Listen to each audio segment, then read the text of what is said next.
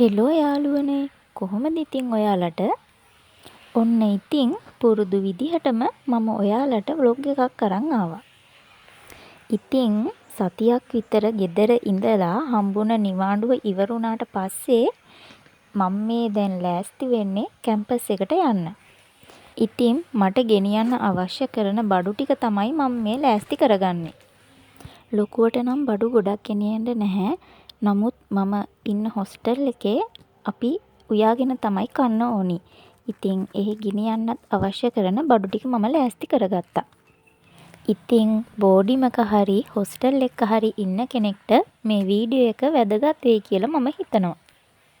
ඉතින් විශේෂයෙන් කියලා මම ගෙදර ආවහම ආපහු හොස්ටල් එකට යනකොට අරන් යන්න තියෙන්නේ කෑම බීම තමයි.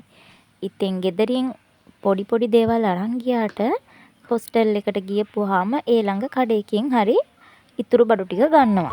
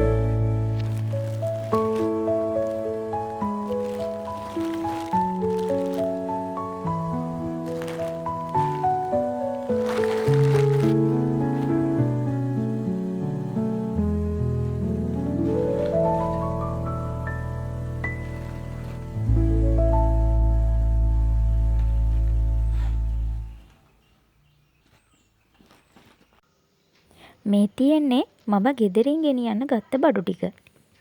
මේ වගේ පොඩි පොඩි දේවල් ගෙදරින් හොයාගන්න තියෙයි නම් ඒවා ගෙදරින්ම අරන් යන එක හොඳයි. එතකොට අපිට ඒවට යන මුදල ඉතුරු කරගන්න පුළුවන්.